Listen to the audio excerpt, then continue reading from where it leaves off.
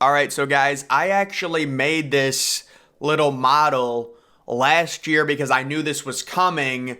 We're going to discuss what's happening, what's the future of college football, especially the rumors surrounding the Big Ten, already up to 18 teams. Could they potentially get to 20? And will that enable them to go to the 10-game conference schedule? We've also got some other stuff on FSU and Clemson, along with some other crap. But first, guys, again, this is what I said last year. Now the rumors are kicking up because the conferences are getting expanded so much so to the point where we're seeing 18-team conferences. We might see the SEC get up there. We might see the Big Ten go to 20 teams. You're going to start hearing more and more about a potential 10-game conference format where you've got 10 conference games, 2 non-conference games, and if I was designing team schedules, I would do the 10 conference games. I would do 1 non-conference game that's a mandatory home and home with another team from another conference, and then you face 1 cupcake. You can see the example of a potential Ohio State schedule right there. And my theory on why this is going to happen, if you get to 20-team conferences, the idea is, you can't have that many conference games, it'll get boring. But there's already so many, random teams in these conferences. Technically, this time next year, we'll be going into the season, and Ohio State at Oregon will be considered a conference game. Think about how crazy that is. So if the Big Ten is able to, let's just say, add FSU and Clemson, of course they're going to want to go to a 10-game conference schedule. It's way more money. The Big Ten has the best model by far right now. Obviously the SEC's also got a major deal, but the Big Ten has all of their windows covered. They've even got the 10:30 window covered with Fox, but you have the noon window on Fox, you have the 3:30 window on CBS, and then you have the 7:30 primetime window on NBC. It's amazing, and now I think they make the big jump sooner rather than later. This is the new model, and what we want to mitigate, what we want to stop is schedules like Georgia currently has. And I understand Georgia's going to say, well, we had Oklahoma for a home and home. They're joining the conference, so we had to change it. I get that, but we're trying to eliminate the bad games. This is why I was in favor of the 12-team playoff. And really, the 12-team playoff was inevitable. It had to come. If you didn't want the 12-team playoff, you don't understand the politics of college football and the issues we started to have with these modern athletes not caring about bowl games that didn't, determine a champion. It's like players sitting out of the Rose Bowl to protect their draft stock. You have to make that game meaningful. With the 12-team playoff, now it is meaningful. And now they're already admitting, they're saying, look, if the 12-team playoff is a success, if it gets more ratings, we will expand it again. We're going to the 16-team playoff eventually, probably in 2028 or 2029, and they're just going to keep expanding it. It's a never-ending thing. It's all based around money. And I like the 12-team playoff. I want there to be more big games. And also what the 12-team playoff enables us to do is create more aggressive non-conference schedules. And I think the format is the 10-team in-conference schedule because now we have this is at least for the Big Ten and maybe for the SEC. Now, right now, the SEC, funny enough, is still at the dreaded 8-game conference schedule, and you get things like Georgia where 4 of their games are completely non-competitive. I mean, look at Michigan University. They've got 3 horrific non-conference opponents. It was the same exact thing last year. These teams just don't want to schedule anyone now. I'll give Michigan credit. Normally, they do have a good home and home with someone. But either way, I think the schedules will be changing in the future based on how big the conferences are.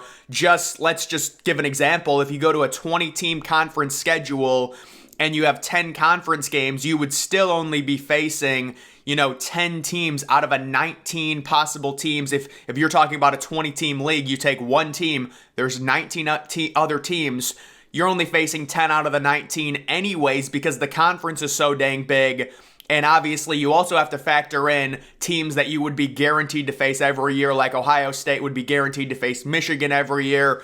And you would have redo the format in that way. But I do think the future of college football, the Big Ten is going to be the first to go to it. It is innovative. It is the 10-team conference schedule. You can enable it because the conference is so big, and you're not going to have those boring matchups where you're facing Rutgers every year because there's so many teams in the conference, and this can all be renegotiated in the grant of rights. If it's more money, everyone's going to want to do it. Every team in the conference is going to make more money from an extra game, and the TV deals are all going to get upped even more. The 10-game conference schedule is the model if the Big Ten goes to 20 teams. And then the SEC at this point, my goodness. I mean, what's come out about them playing only 8 games in conference, it is absolutely hilarious. And they still think that they're this golden standard, and everyone is just laughing at them right now. But that's more to do with negotiations. I understand it. And this isn't me making fun of the SEC. I get it. They've got the most championships and whatnot. But it's like, you can say whatever you want. You're playing 8 conference games. We're watching, how many times are we going to have to watch Alabama face Austin Peay? I mean, like this, what's the point? It's just a waste of time. And that's what needs to be eliminated now. If that happens once a year, that's fine. But when you're seeing these schedules and you're seeing Michigan face UNLV and Bowling Green and, East Carolina. And by the way, East Carolina is actually not that bad. But still, it's kind of ridiculous. There's only like 12 to 13 games or 12 games in the regular season as it is, and you're just wasting 3 of them. And part of this does have to do, this is nothing against Michigan, because if you're talking about the 4-team playoff, you can only lose once. Unless something crazy happens, you can only lose once and make the playoffs. So that's why teams got scared to schedule tough non-conference games. And that's why we're introducing the 12-team playoff. Obviously, a lot of it's money, but also teams are going to be able to schedule harder games and lose 2 or 3 games a year and still make the playoff as an 8, 9, or a 10 seed. That's more healthy for college football. Now, let's get to some of this FSU stuff. FSU incorporated their athletic department separate from their university 4 years ago. It's a unique setup in college athletics, which was developed in Tallahassee for a reason. It all could unfold for us here in the next 4 days or summer of 2024. And yes, when it comes to the ACC, it does seem very obvious at this point Clemson and FSU will be leaving in the summer of 2024. Could it happen earlier? Sure. There is a deadline in 2 days on the 15th, so that's Tuesday, that they would need to make it known that they're going to be leaving the conference, possibly joining the SEC in 2024. If they let that date pass, the earliest they would be able to join the SEC or the Big Ten would be 2025. I still think next year will be all about the ACC, and obviously what happens with the Pac-4 schools as well. But you're going to get the big bombshells that FSU, Clemson leave, the ACC scrambles. Maybe they try and take on Cal and Stanford at that point. And then also look at teams like SMU, South Florida, and Memphis. That would kind of make sense for them. But either way, this all should be coming to a head. You can see Luck and GK met with Apple for a long time today. If they're able to pull off a merger with the American that voids ESPN contract, that might be the best path forward for the money and the schools involved. Apple missed out on college football content and still very much want content. ESPN may be okay with jettisoning nearly $1 billion over a decade to shore up their finances. It could be a win-win for everyone involved. Oh no, that is not a win-win. If you're putting college football games on Apple TV, that is a lose. No, we do not want that. We do not want games stream only. If getting Stanford or gaining PAC assets through Oregon State, Washington State are off the table, then the Big 12 has no interest in taking any of the Pac-4. So the Big 12 has said the only way we'll take anyone from the Pac-4 is if Stanford is involved. And of course, Stanford has already come out and said, we're not interested in joining the Big 12. We don't like their academics. It's not a culture fit. And apparently the Big 12 sights right now are set on San Diego State for the final Western expansion and UConn for the Eastern expansion. and then they're going to wait to see what happens in the ACC. If the ACC gets blown to shreds, I would see Pittsburgh also joining the Big 12, along with maybe a team like Syracuse, although Syracuse might want to try and get into the Big 10, but either way, seems like the Big 12's next play looks like it's going to be San Diego State and UConn. That's going to get them up 2 more teams to 18 teams. And then they're going to wait to see what happens with the ACC. If the ACC somehow gets ripped to shreds, they will also take stragglers from that conference, possibly to get to 20 or 22. That seems like the most likely scenario. So they're not interested in Oregon State or Washington State, at least not right now. FSU's future in the ACC remains uncertain despite Tuesday's deadline to notify the league. At least 4 schools, including FSU, are against adding Stanford and Cal, while Stanford and Cal would further strengthen an already strong academic league. It's uncertain if they would enhance the conference financial situation, and they would not enhance the financial situation adding those 2 teams. If anything, it makes it worse because you have to divvy it up between more teams, and they're not bringing much in terms of revenue to the league. There's also reports connecting SMU of the American Conference with the ACC. The ACC has actively considered expansion for the past 18 months. So is the latest conversations due diligence or desperation?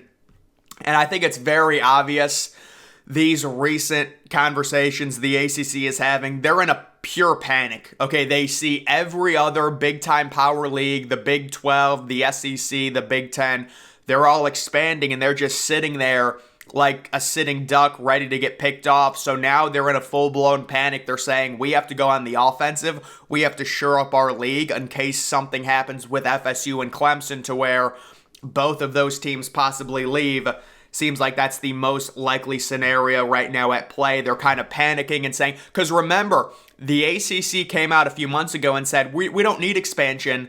And then recently they were quoting and saying, oh, things have changed. Now we're looking at expansion because they're a bit nervous about their standing with Clemson and FSU. And they're wondering if we lose Clemson and FSU, we have to replace those schools.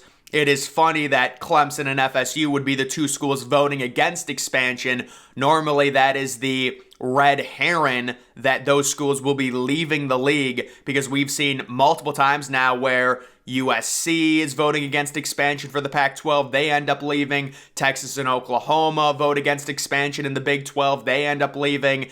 All of the red flags are there for FSU and Clemson to join. Very likely the SEC, because I can't see ESPN losing FSU and Clemson in terms of their TV rights. If they go from the ACC to the SEC, ESPN can say, okay, we demand a 9-game conference schedule, and we'll allow it to happen because we still get the rights to Clemson and FSU, because they control both the ACC and the SEC. They've got all the major TV rights, and that would really make sense. ESPN's going to be a facilitator in this whole thing, I feel like, because they're going to want the 9-game conference schedule. It's more content for them. They're going to make more money, and you're going to have games now, like an FSU at Alabama, that just are a ratings bonanza, like a 7 o'clock Saturday night FSU at Alabama game that pretty much would not have existed unless this move ends up happening.